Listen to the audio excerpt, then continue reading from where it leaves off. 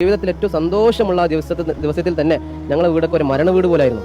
സമുദ്രം കാണിക്കാൻ പറ്റാത്ത കാഴ്ചകൾ കാണിച്ചു കൊടുത്തോ, കൃഷ്ണമോളിപ്പോൾ ജീവനോടുണ്ടോ, അങ്ങനെയൊക്കെ പല പല മനസ്സിൽ കുത്തുന്ന ഓരോ വാക്കുകളൊക്കെ പറഞ്ഞ് പലരും ട്രോൾ ചെയ്തും കളിയാക്കിയതും മെസ്സേജും അതുപോലെ കമന്റുകളൊക്കെ ഉണ്ട്. പിന്നെ വീടിൽ നിന്ന് വേറൊരു സ്വന്തം ഉമ്മയെ ഉപ്പയെ ഒക്കെ ഒഴിവാക്കി ഒരു പുതു വീട്ടിലേക്ക് വരുന്ന ഈ പെണ്ണിന്റെ അവസ്ഥ, അതിൻ്റെ ഒരു മാനസികാവസ്ഥ വല്ലാത്ത അവസ്ഥയാണ് അല്ലേ.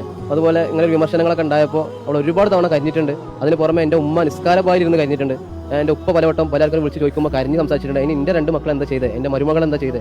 മൂപ്പരും ഈ പാട്ട് പാടിയ ആൾ പോലും വല്ലാതെ പ്രയാസപ്പെട്ടിട്ടുണ്ട്. മൂപ്പർക്ക് പുറത്തിറങ്ങാൻ പറ്റാത്ത അവസ്ഥയാണ്. പുറത്തിറങ്ങുമ്പോൾ ആളുകൾ സെൽഫി എടുക്കുക, കളിയാക്കുക. മാത്രമല്ല മൂപ്പര് എനിക്ക് വിളിച്ച് ഒരുപാട് തവണ പൊരുത്തം ചോദിച്ചിട്ടുണ്ട് എൻ്റെ വൈഫിനോട്, കുടുംബത്തോടൊക്കെ. ഞാൻ കാരണമാണല്ലോ. സ്റ്റേജിൽ നിന്ന് ഇറങ്ങിപ്പോയി ഞാൻ പുറത്തിങ്ങനെ ഓരോരുത്തരെ സ്വീകരിക്കാൻ വേണ്ടി നിൽക്കുമ്പോൾ എന്നോട് പറഞ്ഞൊരു വർത്താനുണ്ട്.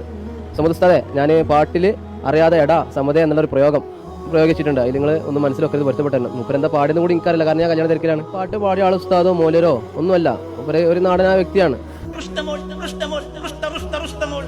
പല രൂപത്തിൽ വന്നപ്പോൾ നമ്മൾ നൗഷാദ് ബാക്കോയ് ഉസ്താദ് പോലും ഇതിന്റെ യാഥാർത്ഥ്യ വിഷയം മനസ്സിലാക്കാനാണ് പറഞ്ഞത്. അത് പ്രസംഗിച്ച് പിറ്റേന്ന് തന്നെ എനിക്ക് വിളിച്ച് ഉസ്താദേ ഞാനിങ്ങനെ അറിയാതെ പറഞ്ഞു പോയതാണ്, പൊരുത്തപ്പെടണം എന്നൊക്കെ മൂപ്പര് നല്ലൊരു മനസ്സ് കാണിച്ചിട്ടുണ്ട്. പൊരുത്തപ്പെടിച്ച കാരണം ഇനി ഉണ്ടായതുപോലെ ജീവിതത്തിൽ ഒരു മനുഷ്യനും ഉണ്ടാവരുതെന്നാണ് ഞാൻ പ്രാർത്ഥിക്കുന്നത്. ആരോടും ദേഷ്യമല്ല, എല്ലാവരോടും സ്നേഹം മാത്രമേ ഉള്ളൂ.